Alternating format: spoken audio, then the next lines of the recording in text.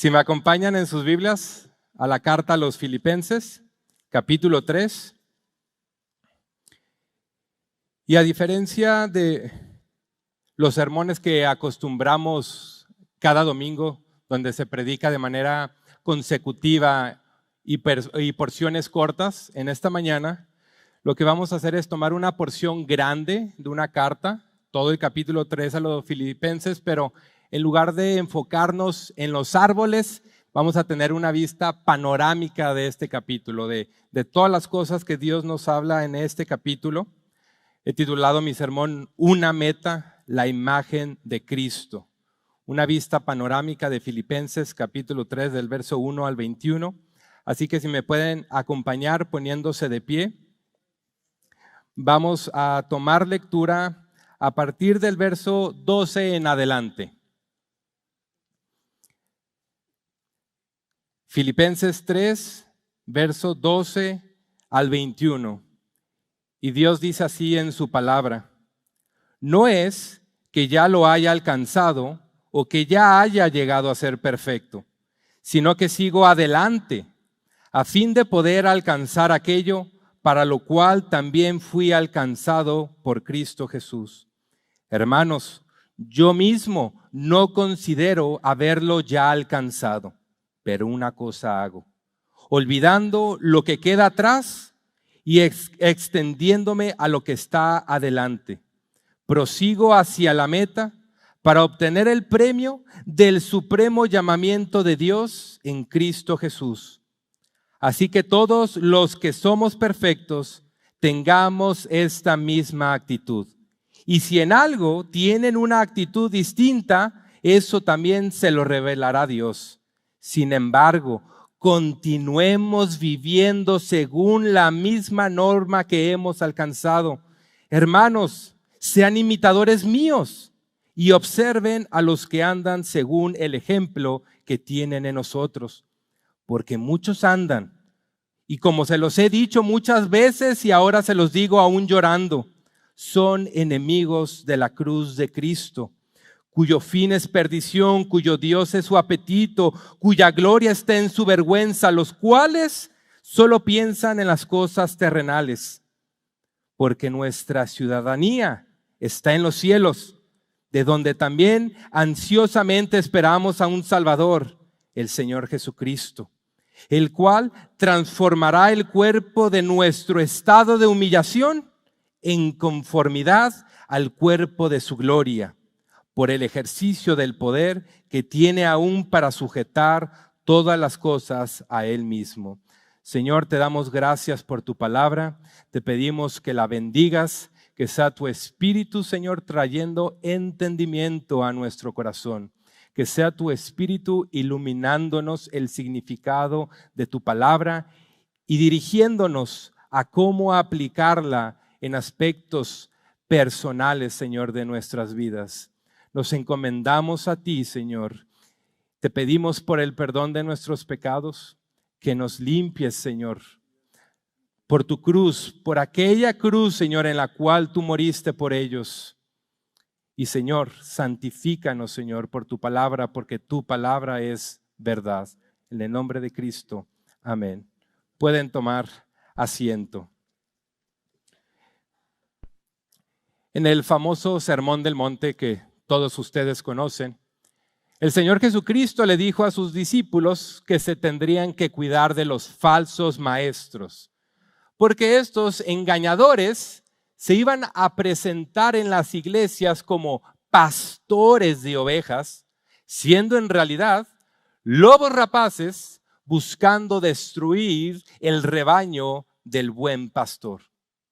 Es por eso que las cartas, todas las cartas del Nuevo Testamento están saturadas de advertencias contra el peligro de las falsas enseñanzas y contra el peligro de no aplicar lo que Dios nos ha hablado en su santa palabra. Tan solo por mencionar un ejemplo, el apóstol Pedro escribió lo siguiente en su segunda carta: habrá también falsos maestros entre ustedes, los cuales encubiertamente introducirán herejías destructoras, Estén en guardia, no sea que caigan de su firmeza al ser arrastrados por el error de hombres que viven en libertinaje.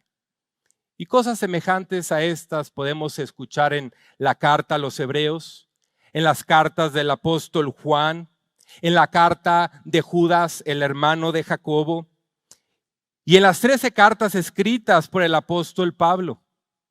Incluso en la carta a los Filipenses, a pesar de que es una pequeña carta de tan solo 4 capítulos y una carta en la que predomina el tema del gozo, aún en una carta como esa podemos encontrar advertencias contra los engaños de la falsa doctrina y el peligro de no ajustar nuestras vidas a la palabra de Dios.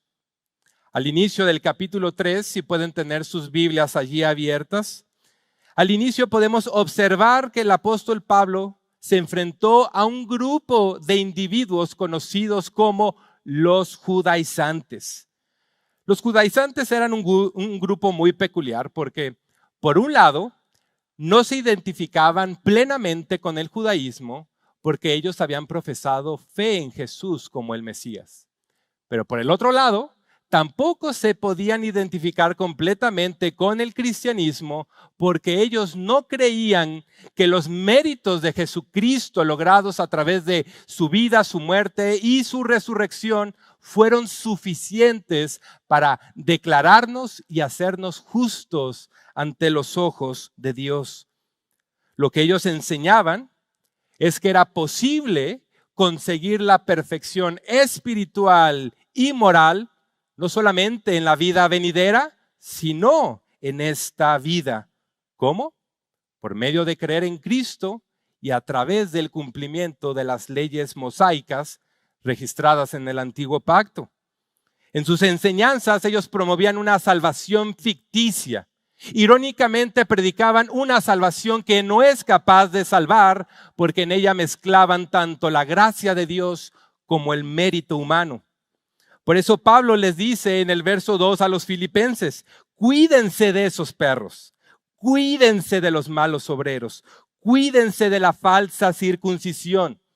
3 veces consecutivas les dijo, cuídense, cuídense, cuídense. La insistencia del apóstol no es más que un recordatorio que cristianos genuinos como nosotros también podemos ser engañados.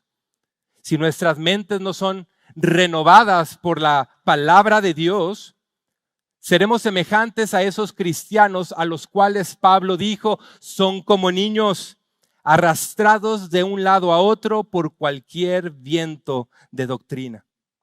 Ahora, lo interesante es que los filipenses no se caracterizaban por ser creyentes inmaduros. El apóstol Pablo, en el capítulo 4, llamó a esta iglesia mi gozo y mi corona. Pero el hecho de que fueran maduros en su entendimiento de la verdad y maduros en su manera de vivir, eso no era un buen motivo para no seguir creciendo en lo que ellos ya comprendían y en lo que ellos ya ponían por práctica. Por eso observen a la mitad del primer versículo. Pablo les dijo, a mí no me es molesto escribirles otra vez lo mismo, y para ustedes es motivo de seguridad. Hace unos años, no sé si ustedes se acuerdan, la Coca-Cola hizo una campaña publicitaria que se hizo muy famosa, que en las botellas tenían unas etiquetas que grababan diferentes nombres y diferentes frases. Y en una ocasión fui con mi papá a comer a un restaurante y pedí una Coca-Cola y cuando me la trajeron, la etiqueta tenía una frase que decía, para los olvidadizos. Mi papá me dijo, ¿sabes qué? Deberías de coleccionarla porque tú eres una persona muy olvidadiza y muy distraída. Y dije, pues es buena idea, creo que la puedo utilizar como decoración en uno de mis libreros. Y cuando regresamos a la casa, mi papá me dijo, ¿y tu botella? Se me olvidó, ¿no?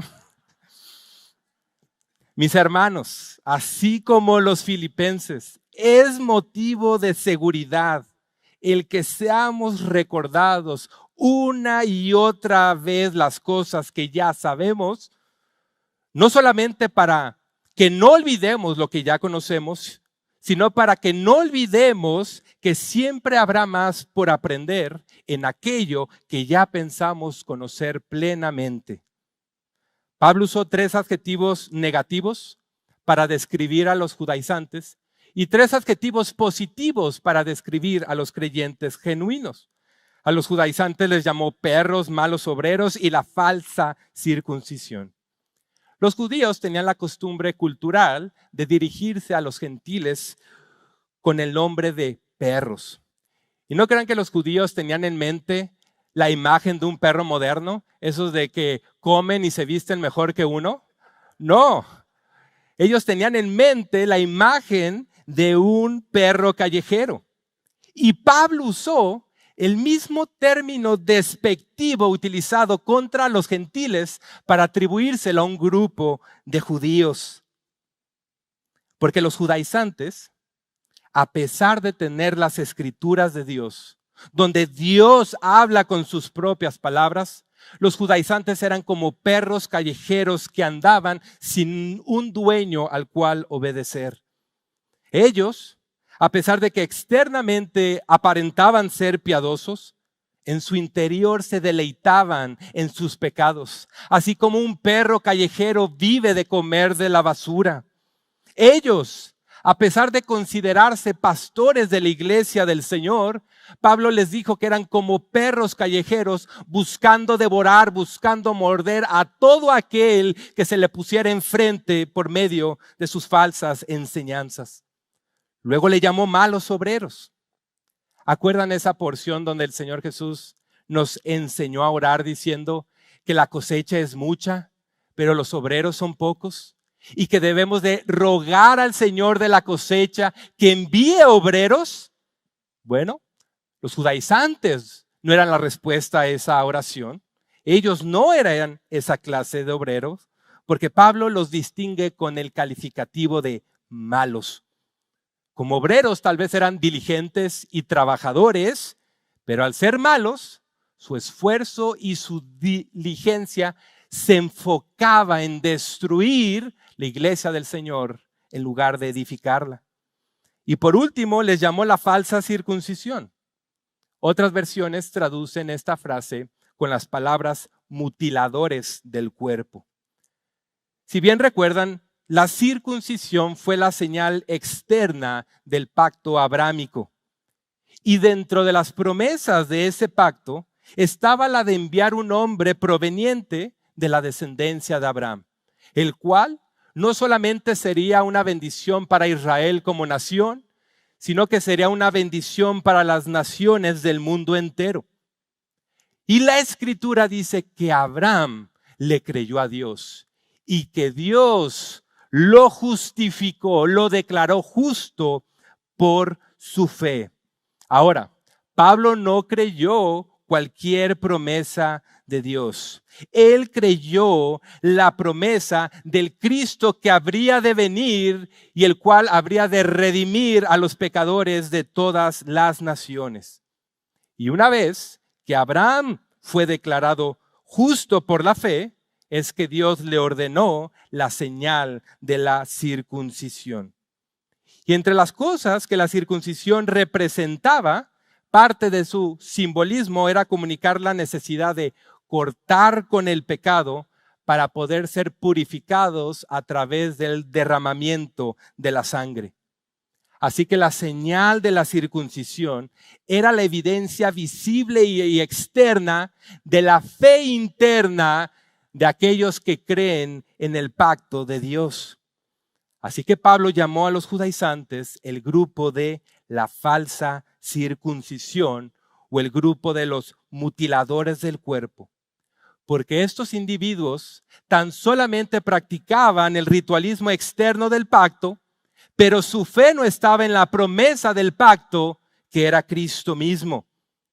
Su confianza estaba en practicar el acto externo de la circuncisión y no en la realidad a la que esta señal apuntaba, que solamente el pecador puede ser justificado por los méritos de Cristo Jesús. Si tú te preguntas, ¿cómo es que Abraham creyó en Cristo? Vean lo que dijo Jesús en Juan 8:56. Abraham, el padre de ustedes, se regocijó esperando ver mi día y ¿saben algo? Lo vio y se alegró.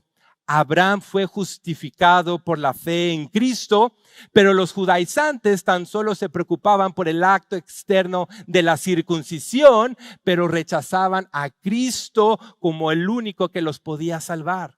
Rechazaban a la señal, la realidad a la cual la circuncisión apuntaba.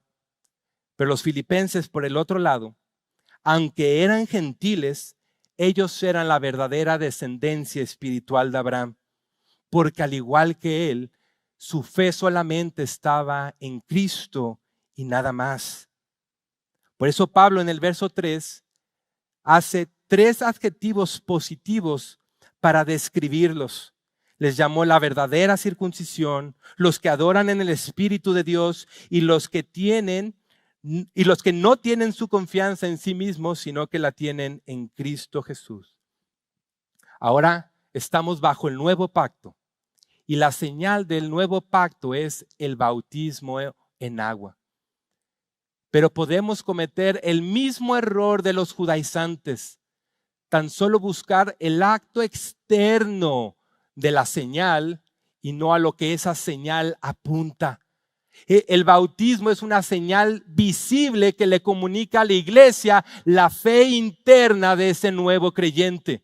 El que se bautiza dice, ustedes internamente no pueden ver mi fe, pero externamente se las comunico a través de las aguas del bautismo. Pero así como los judaizantes, hay muchos que tan solo se bautizan como un acto ritualista, sin considerar a lo que esta señal apunta. Luego, si ven el verso 4 al 6, Pablo continúa argumentando que si los méritos humanos y los logros espirituales tuvieran el poder de hacer que una persona llegue a ser perfecta ante los ojos de Dios, Pablo dice, yo hubiera sido esa persona. Así que Pablo, del verso 4 al 6, escribe una pequeña autobiografía en la que enlistó algunos de sus logros espirituales y morales. Ahora, lo que Pablo enlistó no eran cosas malas en sí mismas, sino que fueron cosas que debieron haberle dado la ventaja para llegar a conocer la gracia de Dios manifestada en Cristo Jesús. El problema fue que Pablo utilizó esas cosas como un medio para llegar a ser justo delante de Dios. Algunos de ustedes, por ejemplo, han tenido ventajas similares a las del apóstol Pablo. Tal vez pudiste haber nacido en un hogar cristiano. Y aunque eso no te garantiza tu salvación, sí te colocó en una posición de ventaja. Porque a diferencia de otros, de alguna manera, tú te pudiste exponer a la palabra de Dios. Pero la pregunta es, ¿acaso has hecho de esa misericordiosa ventaja un mérito humano para lograr tu salvación? ¿O quizás has disfrutado de la ventaja de asistir a una iglesia? Tal vez fue por la influencia de tu familia, tal vez por la influencia de la cultura norteamericana, pero sin importar eso, esa ventaja te expuso a la predicación del evangelio. Pero la pregunta es, ¿acaso esa ventaja misericordiosa la has usado mal como un mérito humano para lograr tu salvación? Pablo estimó su nacionalidad, sus creencias religiosas, su comportamiento intachables como méritos para llegar a ser justo ante los ojos de Dios. Pablo le otorgó a la ley, Pablo le otorgó a sus logros humanos un poder y una cualidad que no tenían. Por eso, por más que él intentaba ser perfecto, constantemente se enfrentaba a sus fracasos, constantemente se enfrentaba a la realidad de su pecaminosa imperfección. Nosotros como seres creados por Dios tenemos 2 grandes problemas. Si tú piensas que tienes problemas, tan solo tienes que ir a la Escritura para darte cuenta que tienes problemas mucho peores. La Escritura dice, por un lado, maldito todo el que no permanece en las cosas escritas de la ley para hacerlas. Y por el otro lado, Jesucristo dijo en Mateo 5:48, sean perfectos como su Padre en los cielos es perfecto. Así que por un lado, tienes una deuda que no puedes cubrir y por el otro lado, careces de una perfección que te es imposible conseguir. Y la pregunta es, ¿qué mérito espiritual, qué mérito moral es capaz de cubrir nuestra deuda? ¿Y qué mérito espiritual y moral es capaz de hacernos internamente perfectos? La realidad es que nos encontramos ante dos problemas que ningún camino espiritual y ningún sendero de buenas obras es capaz de resolver. Por eso vean lo que dijo Pablo en el verso 7. Todo lo que para mí era ganancia, ahora lo he estimado como pérdida por amor de Cristo. Y en el verso 8 vuelve a enfatizar lo mismo con pasión diciendo, yo estimo como pérdida todas las cosas, logros morales, logros espirituales, estimo como pérdida todas las cosas. Por Él, por Cristo lo he perdido todo y lo considero como basura. ¿Con qué propósito? A fin de ganar a Cristo. Lo que los judaizantes consideraban como ganancia, Pablo lo consideraba como una pérdida. Y el deseo de nuestros corazones debe de ser el mismo deseo que Pablo impregnó de los versos 9 al 11, donde él dijo, yo no quiero que Dios me encuentre con una clase de justicia que proviene de los logros espirituales y morales. Yo quiero que Dios me encuentre con la justicia de Cristo, que la justicia de Cristo que se ha imputado a mi favor, que Dios me encuentre con esa justicia, porque solo la justicia de Cristo me puede considerar perfecto ante un Dios que es perfecto, santo y justo. Así que confiemos en Cristo y nada más, para que juntos podamos cantar con gozo aquel viejo himno que dice, nada en mis manos traigo, simplemente a tu cruz me aferro.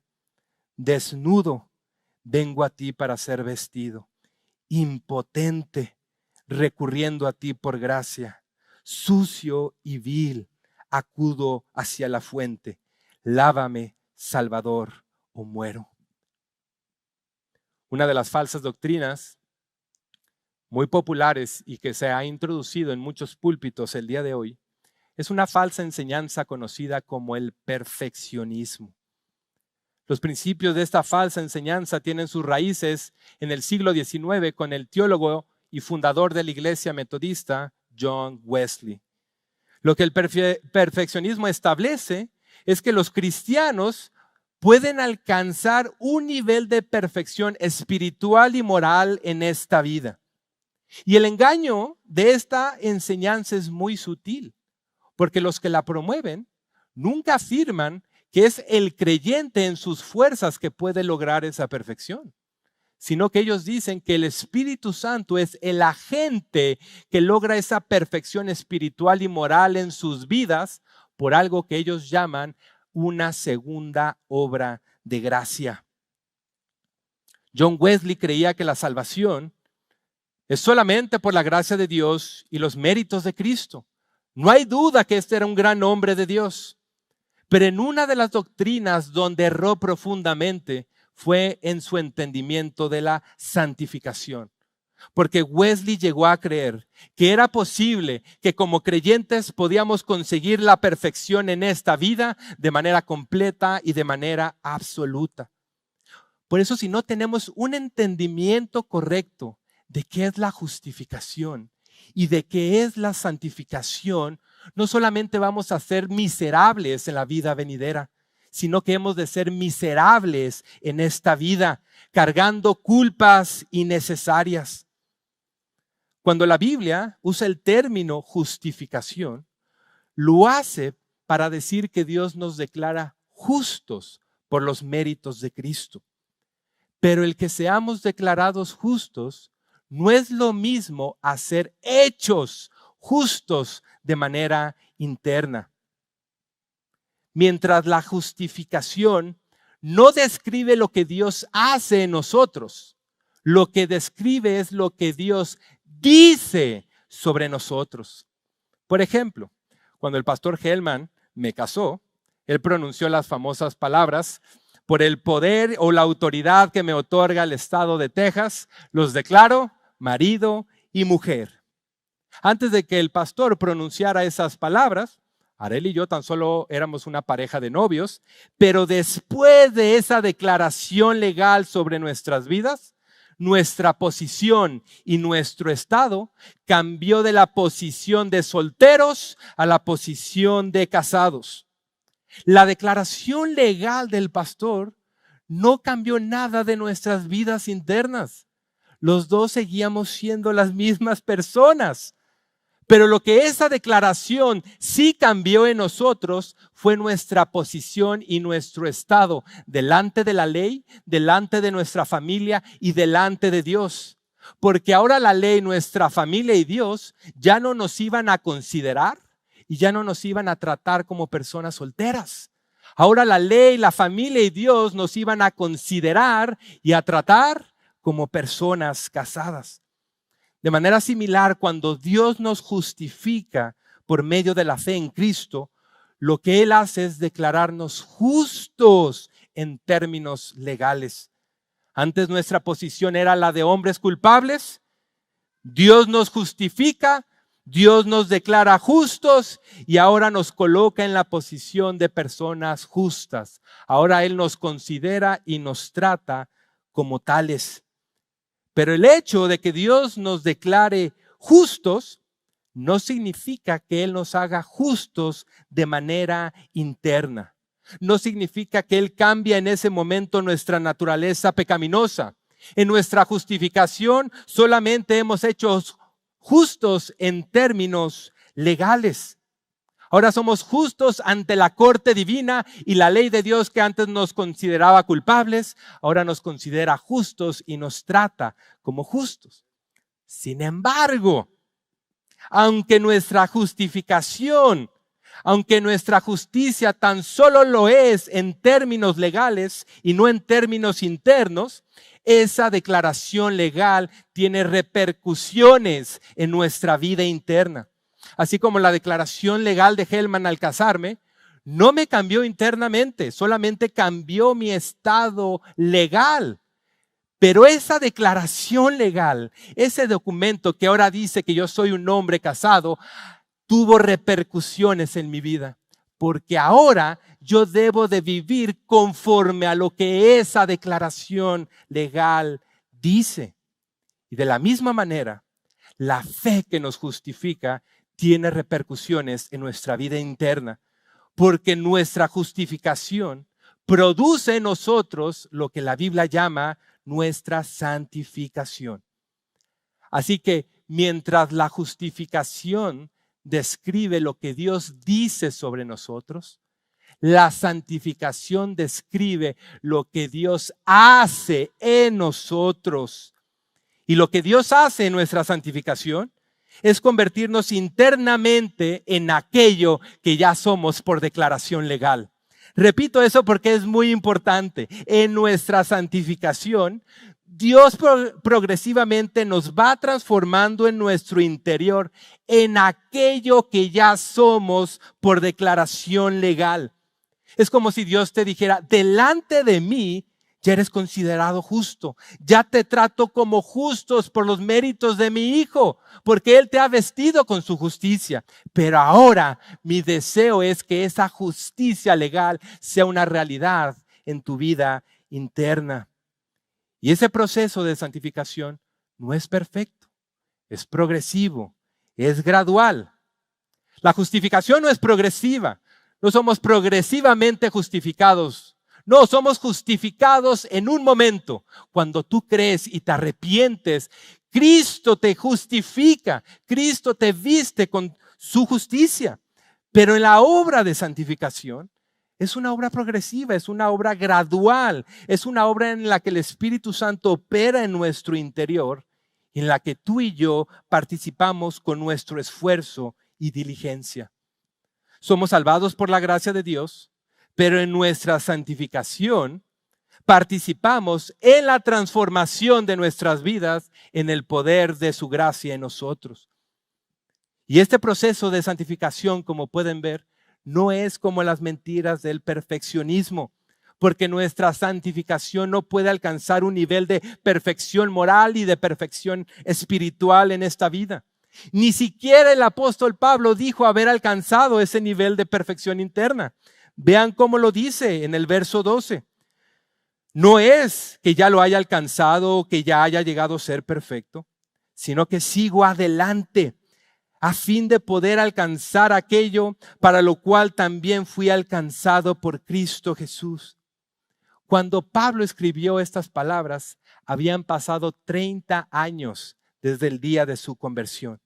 Y después de tanto tiempo, él no había llegado a ser perfecto en su interior, sino que seguía siendo santificado.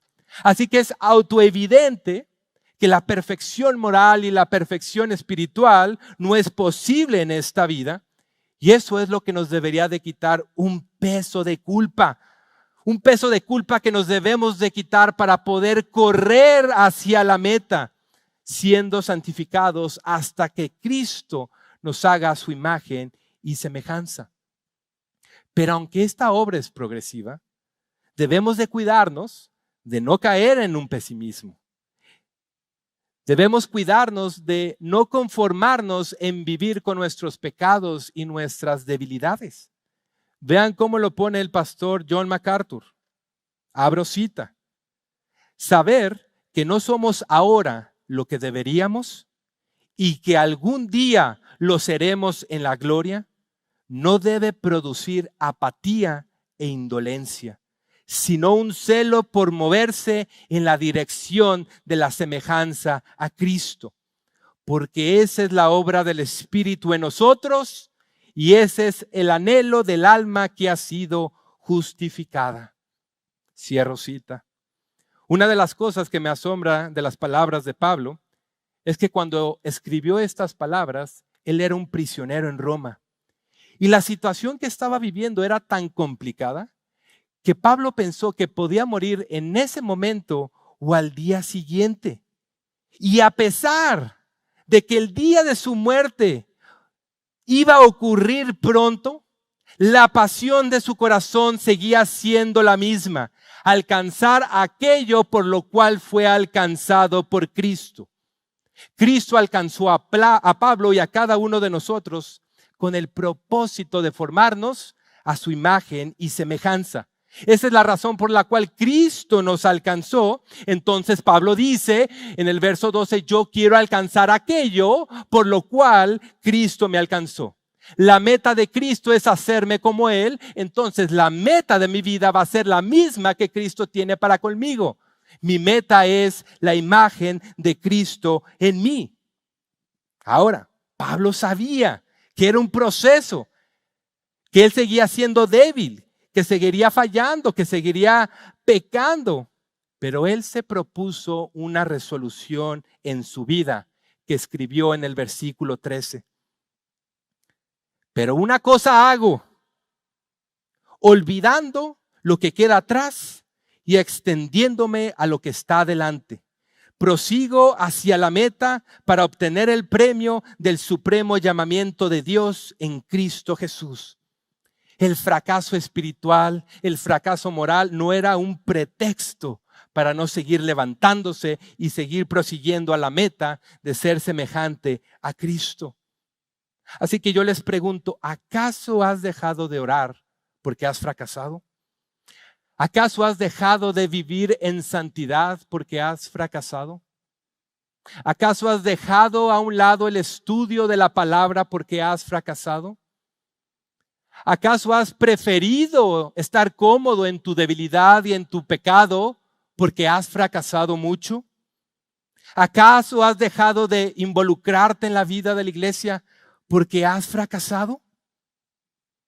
En el siglo XVIII vivió un hombre llamado Jonathan Edwards, un hombre que Dios utilizó para cambiar la historia y el rumbo de esta nación, así como de la iglesia.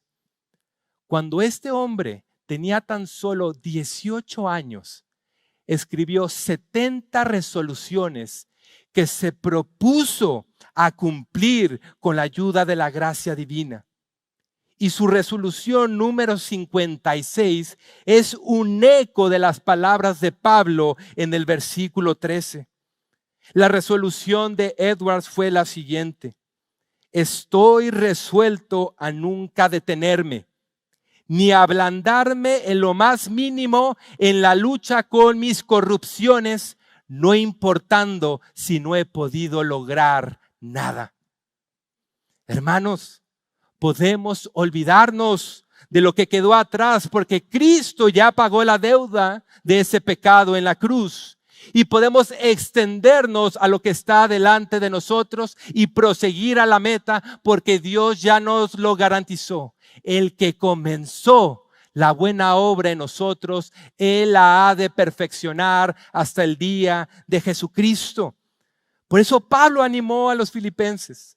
Por eso nos anima a todos nosotros con este capítulo a tener la misma actitud que Él tuvo al correr su carrera cristiana. Observen cómo lo dijo en el verso 15. Así que todos los que somos perfectos tengamos esta misma actitud. Esta frase parece confusa, ¿no es así a simple vista? Porque en el verso 12, ¿qué dijo Pablo? Yo no soy perfecto. Y en el verso 15 dice, a todos aquellos que somos perfectos. Así que la pregunta es, Pablo, ¿somos o no somos perfectos? ¿Eres o no eres perfecto? La respuesta es, somos ambas. En nuestra justificación fuimos declarados perfectos ante los ojos de Dios. ¿A través de nuestros méritos? A través de la perfección de Cristo imputada en nosotros. Y de manera simultánea, en nuestra realidad interna, estamos siendo perfeccionados. Así que lo que Pablo les está diciendo es, aquellos que ya son perfectos por la fe que los justificó, tengan esta actitud de estar siendo perfeccionados, tengan esta actitud de correr la carrera, tengan esta actitud de tener la meta de ser como Cristo. Inviertan todo su esfuerzo, toda su diligencia en el poder de la gracia y en el poder del Espíritu que mora en ustedes para que cada día sean como el Señor es. Y si tú eres de aquellos que a pesar de ser un creyente genuino, a pesar de que eres justo a los ojos de Dios, pero no tienes esta actitud, no tienes esta actitud de responsabilidad y diligencia de parecerte a la imagen de Cristo, de esforzarse en su gracia para conformar tu vida a la palabra de Dios, mira la advertencia que Pablo tiene para ti en la segunda mitad del versículo 15. Dice, tengamos esta actitud, pero si en algo tienen una actitud distinta, no tienen mi actitud, quieren tener una actitud distinta, está bien, eso también se lo revelará Dios. Lo que esta oración significa es que si no tenemos esta actitud, que Dios nos dice que debemos de tener de acuerdo a su palabra escrita, entonces Él se va a encargar de revelarnos esa necesidad a través de otros medios. Si no estás respondiendo a su palabra escrita y a la actitud que en ella te dice que tú debes de tener, entonces Dios te dice, te he de revelar de otra manera la necesidad que tienes de ser santificado. Y esa manera de revelártela es a través de su providencia. En su providencia en la cual te puede hacer pasar por situaciones difíciles, por circunstancias complicadas. Y si tú dices, yo estoy en esa situación, ¿cómo puedo hacer para tener la misma actitud que Pablo tuvo? Porque yo estoy en una circunstancia difícil. La Escritura dice que todo aquel que Dios tiene por hijo, disciplina. Y todo aquel que Dios... Yo no quiero pasar por su providencia en la cual me ha...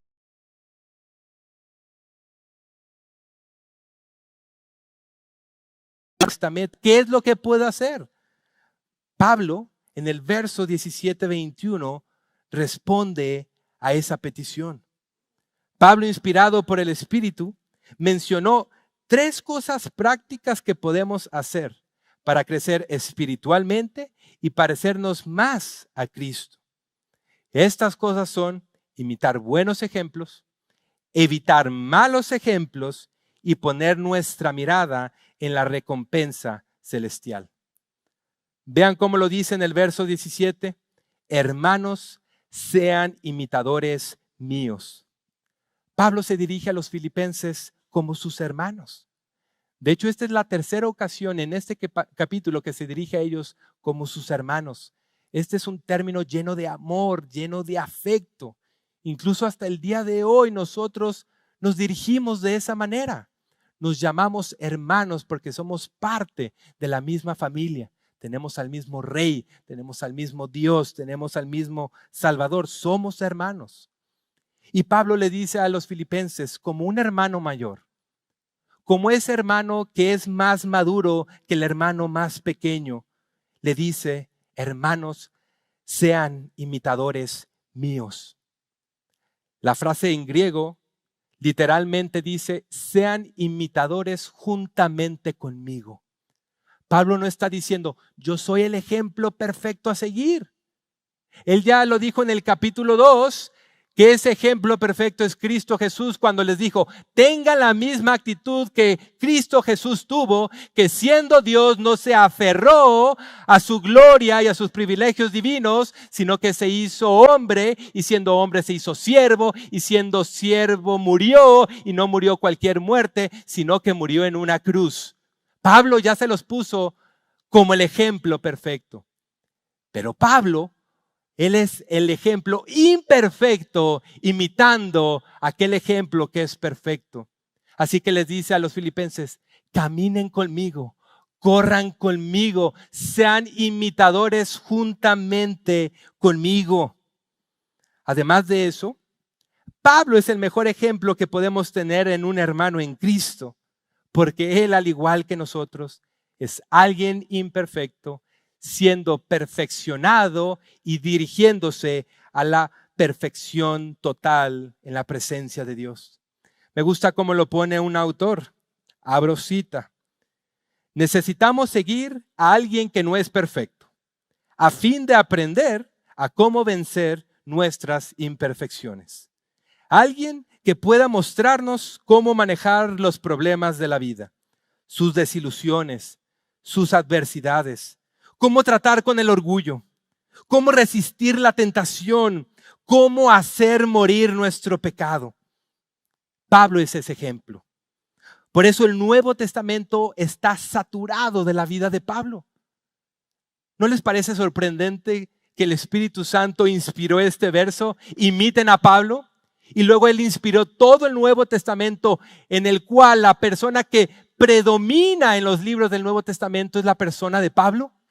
El Espíritu nos dice, imiten a Pablo.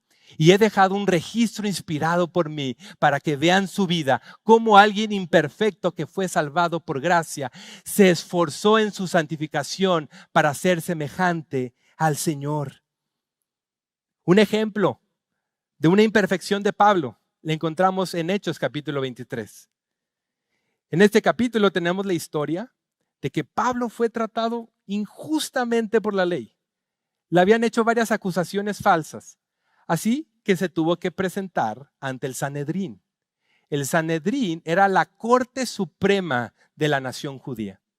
Así que el capítulo 23 del libro de los Hechos dice que Pablo está presentando su defensa.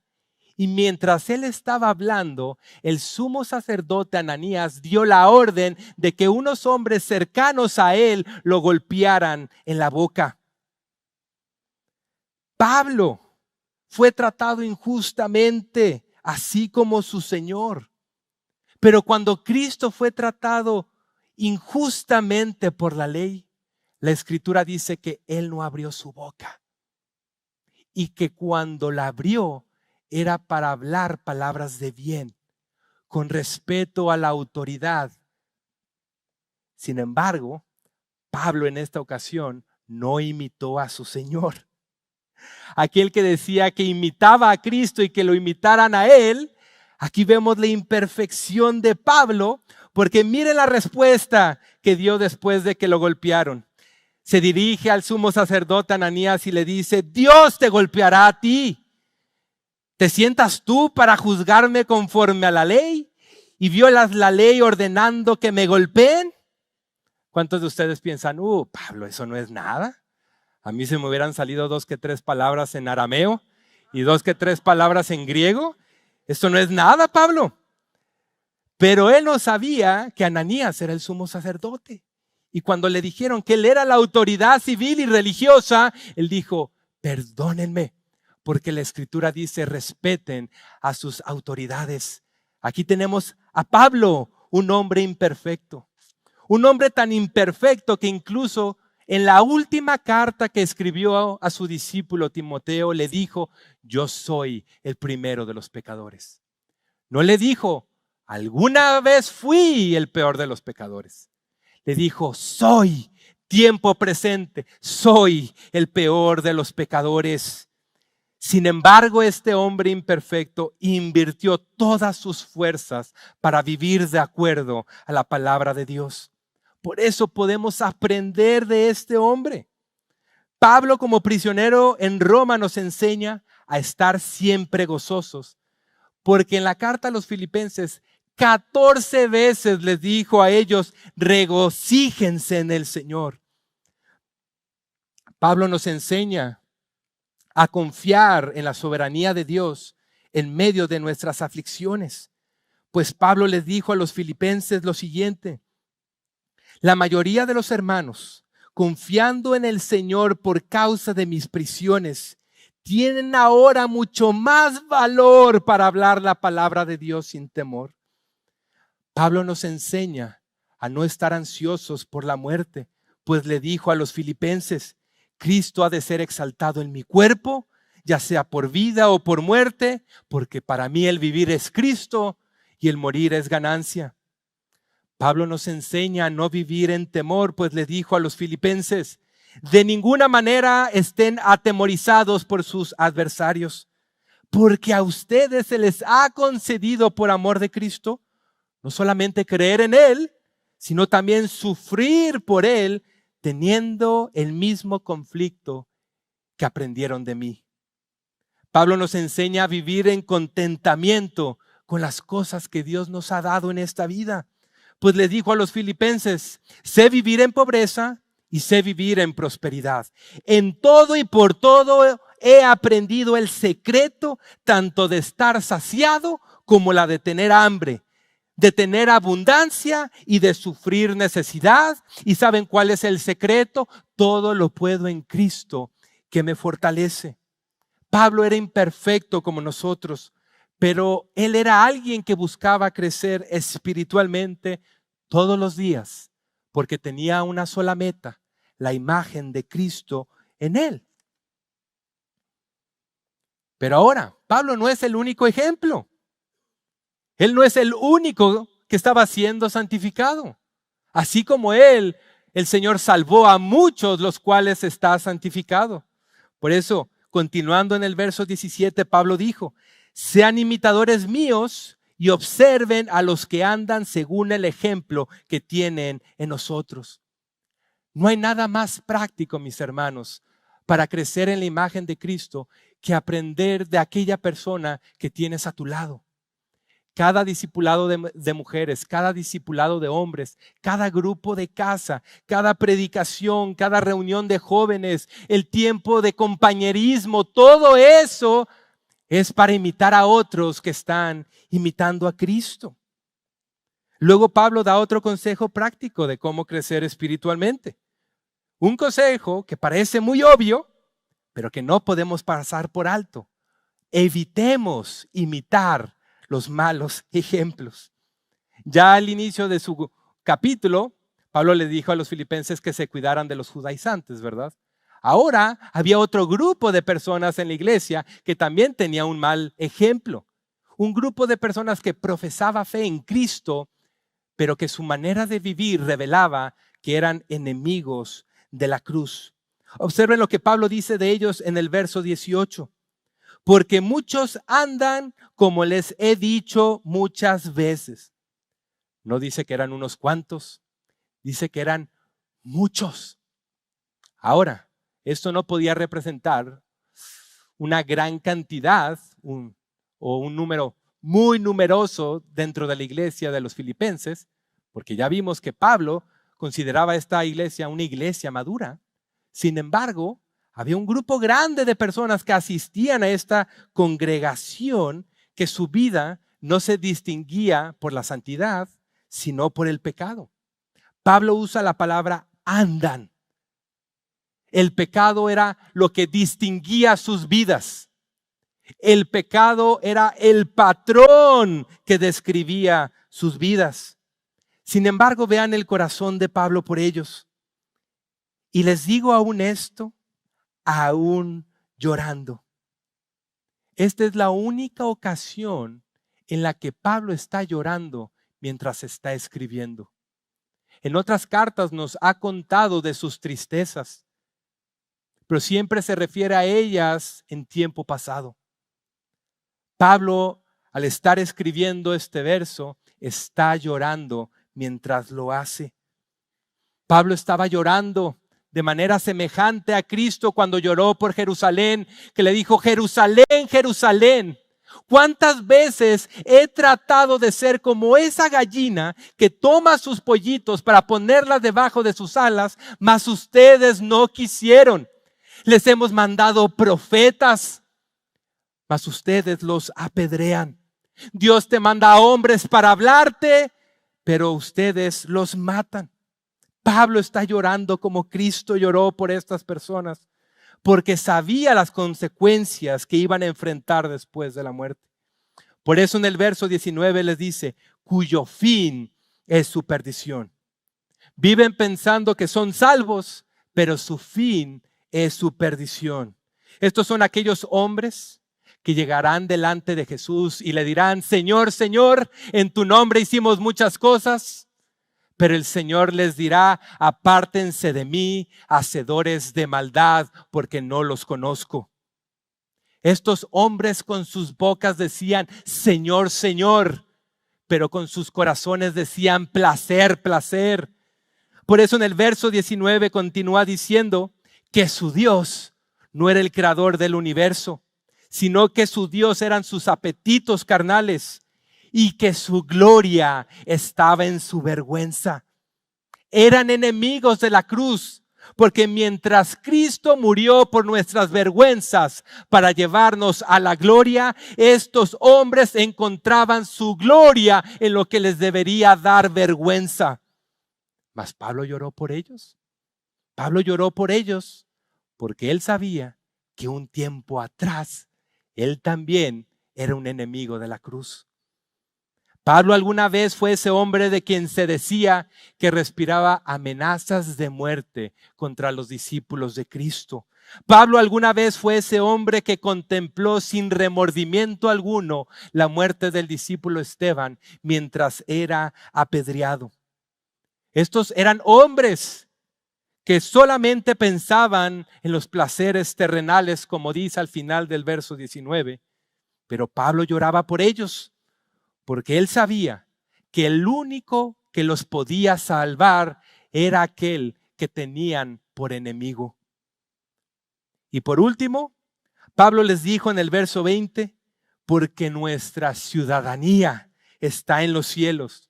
Filipenses, si quieren crecer espiritualmente, imítenme a mí, imiten a otros que están imitando a Cristo.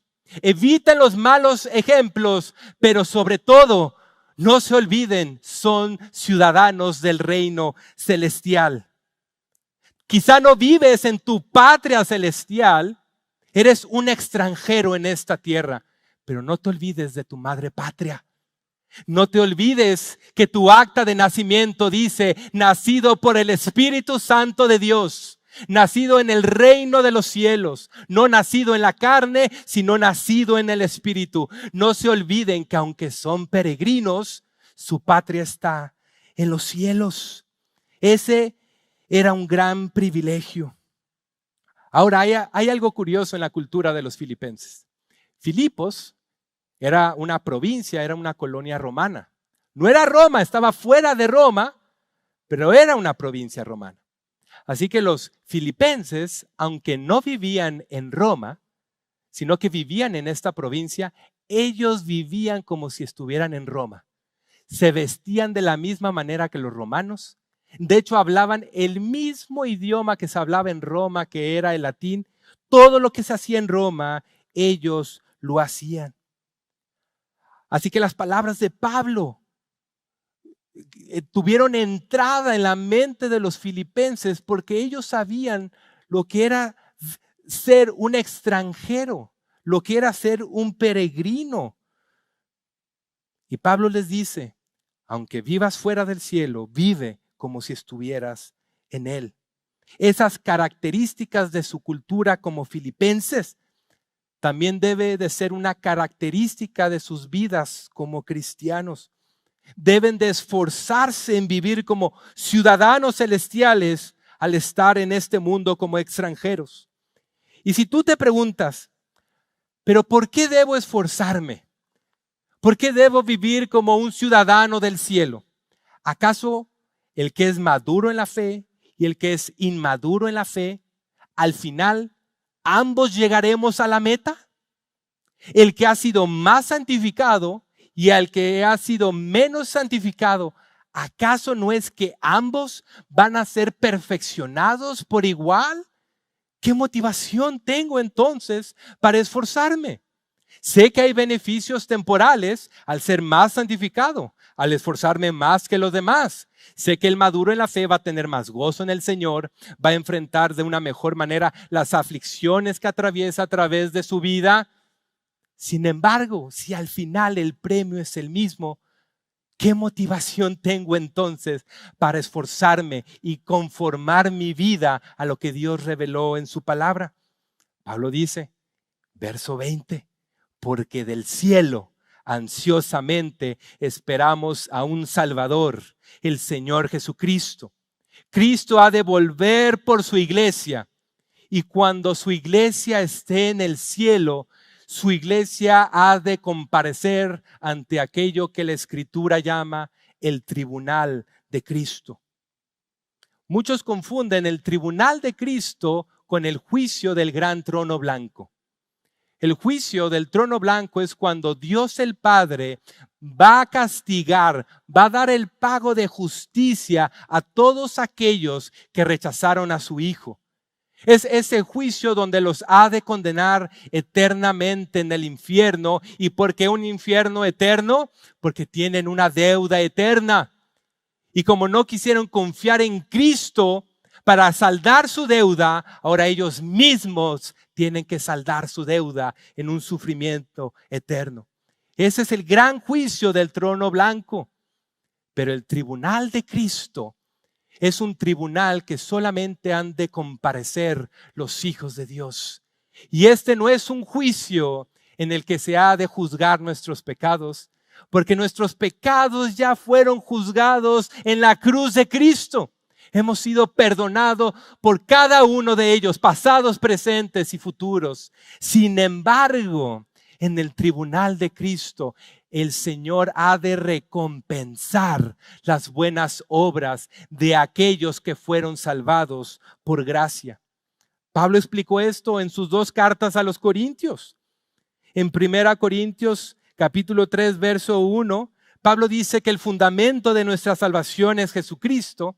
Y del verso 2 en adelante dice que los cristianos edifican buenas obras sobre el fundamento de la salvación por gracia.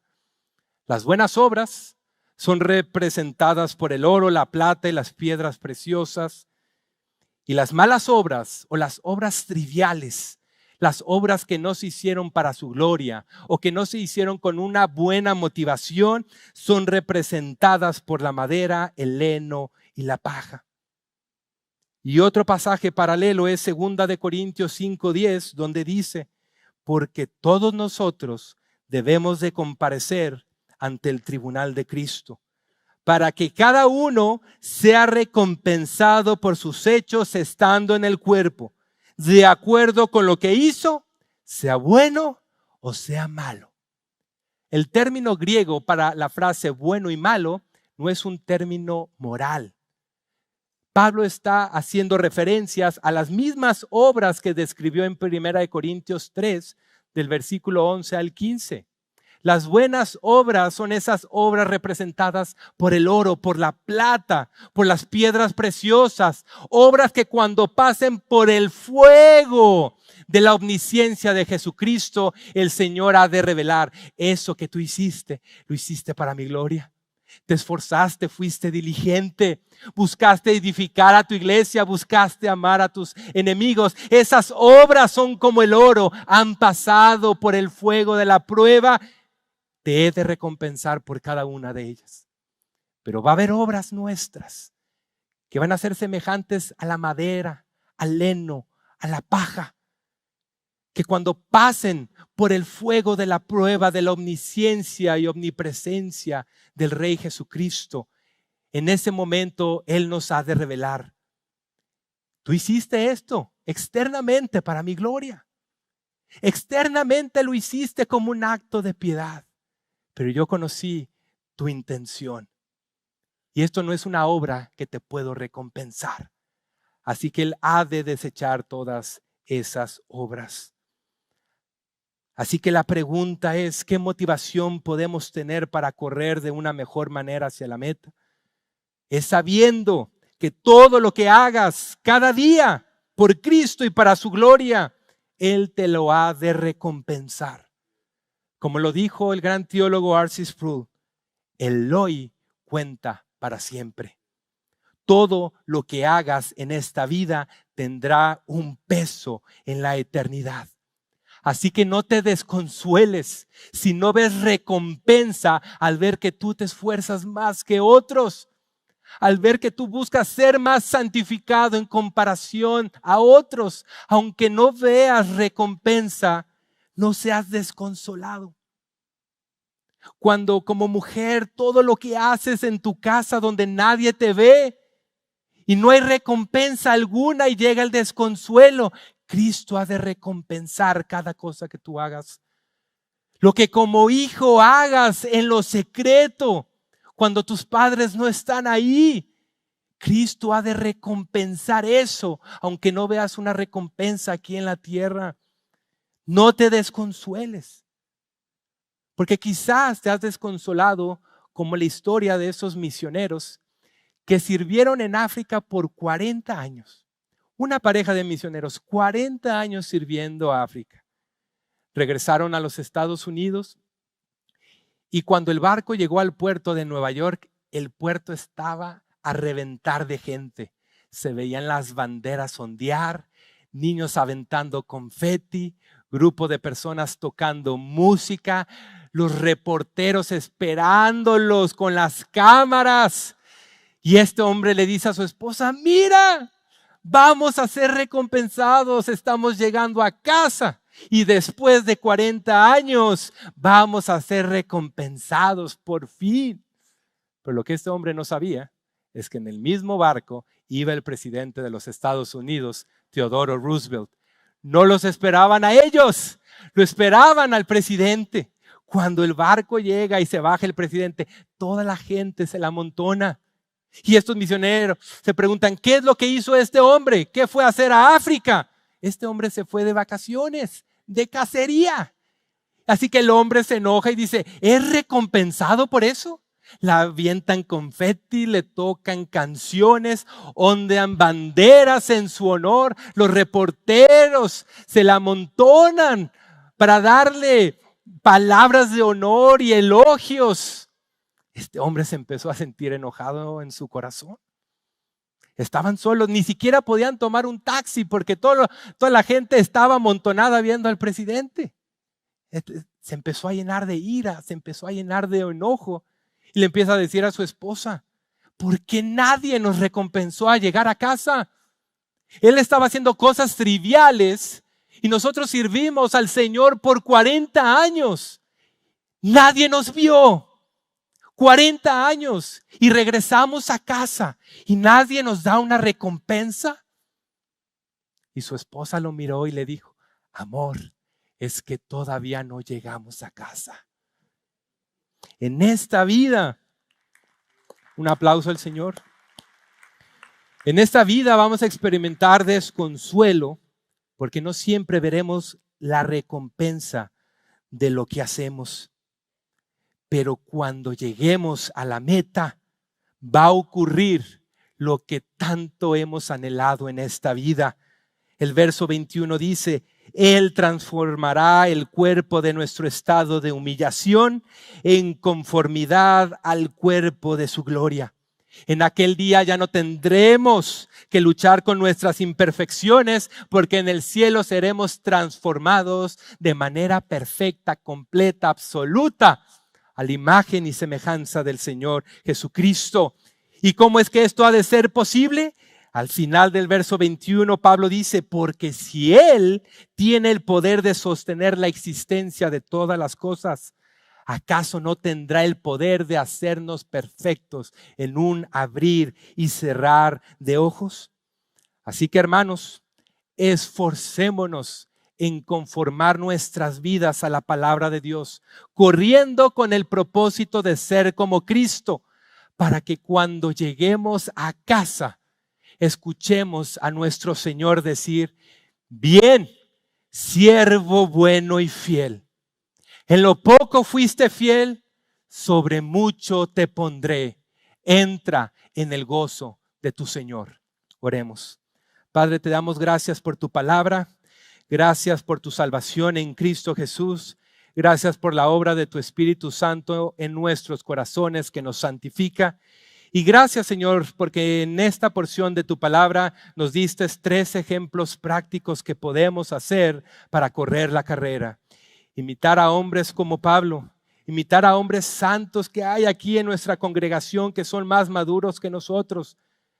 Evitar los malos ejemplos y poner nuestra mirada en nuestra ciudad celestial.